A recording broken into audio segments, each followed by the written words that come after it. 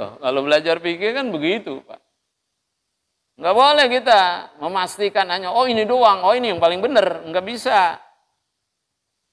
Fikih itu berkembang ijtihadi.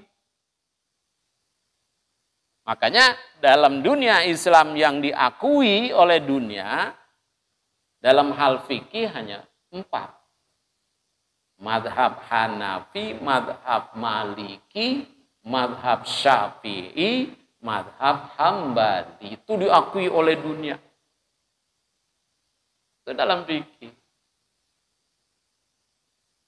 Akur, ada yang akur dari 4 madhab itu, ada yang tidak akur. Yang tidak akur nggak saling ngatain, nggak saling ngecilin, nggak saling jatoin, salah itu. Nggak begitu, Pak Fikih. Di dalam madhab Imam Asy-Syafi'i aja, itu masih dalam lingkup satu madhab, ulama masih berbeda. Dalam satu apa? Lingkup madhab. Masih berbeda-beda. Makanya kita nggak boleh saklek. Saya dulu belajar sama guru anu begini, kok ini belajar sama guru ini beda. Nah itulah fikih, Pak. Itulah fikih, nggak bisa kita jadiin, oh ini yang paling benar. Nggak bisa. Ada dalil-dalilnya. Lagi-lagi penegasan dari saya, alhamdulillah saya belajar 4 madhab. Kuliah dulu. Belajar semua.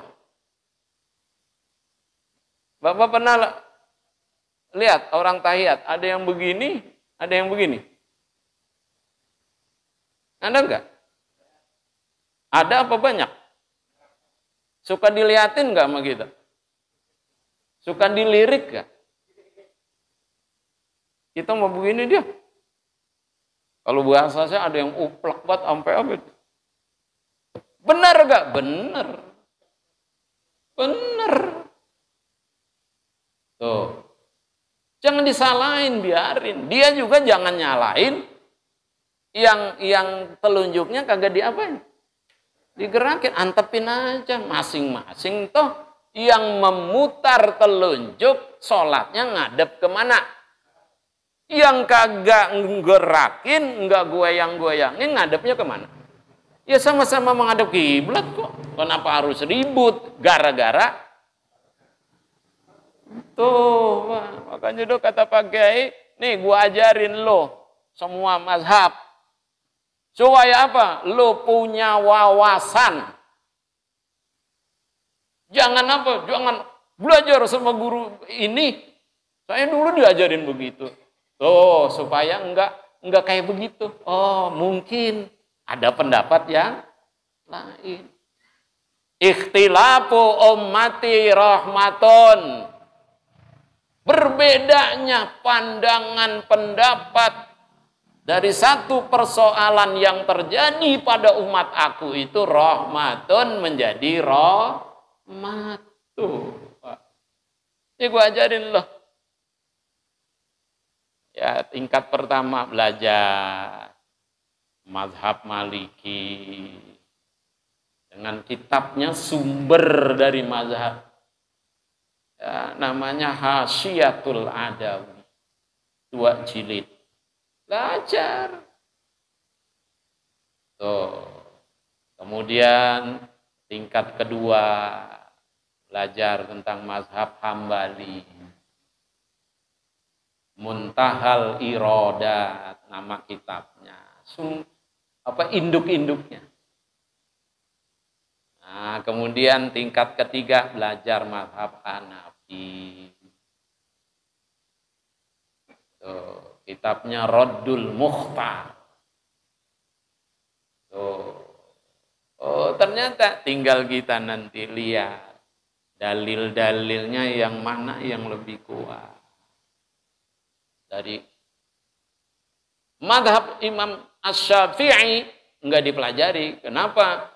Kata Allah yarham, lu udah belajar dari sanawiyah sampai ali, dia udah belajar mazhab Imam Asy-Syafi'i. Nggak usah dipelajarin lagi sekarang yang 3. Kayaknya silakan aja lah. Yang penting jangan ngikut yang mana yang rada entengan, yang gampangan. Pindah sono, pindah ini. Itu yang nggak punya apa itu. Nah, kayak bunglon. Bisa merah, bisa hijau, bisa kuning. Kita harus apa? Bahasa agamanya istiqomah. Kecuali dalam hal-hal tertentu. Mana dalam hal tertentu kita nggak bisa berpegang kepada mazhab Imam Asy-Syafi'i. Persentuhan 2 orang dewasa yang tidak ada dindingnya, 2 kulit bersentuh, hukumnya batal. Tapi dalam kondisi darurat, dalam kondisi yang tidak normal, kayak apa tawaf? Nggak bisa kita Pak berkekeh dengan mazhab Imam apa? Asy-Syafi'i ya kagak tawaf. Emang tawafnya perempuan mulu atau nanti tawafnya laki? Enggak kan nyampur, Pak. Ya. Kita enggak, ya barangkali kalau tangan mah bisa tuh kita umpetin, masukin ke dalam apa? Kantong atau dilibet dengan apa? Kain ihram. Tapi kaki saya udah praktekin, Pak, Udah kayak apa gitu. Jangan sampai kesentuh sama siapa? Perempuan. Orang dari belakang. Perempuan, mana perempuannya rada gede banget. Tuh, kesentuh kita. Nah, batal gak? Batal. Harus bagaimana? Keluar, jangan terusin tawafnya. Kena salah satu rukun haji, rukun umrah yang harus wajib dalam kondisi suci dari hadas besar dan kecil. Tawaf. Ribet, Pak. Kita harus bagaimana? Ada pendapat kita kudu pindah ke dalam mazhab Imam Hanafi. Ada yang bilang pindah ke mazhab Maliki. Hanya bedanya, kalau kita pakai pendapat Imam Hanafi, ketika kita bersentuh disengaja atau tidak disengaja, mohon maaf, ada nafsu atau tidak ada apa? Nafsu enggak batal. Kalau mazhab Imam Asy-Syafi'i Hanafi enggak batal.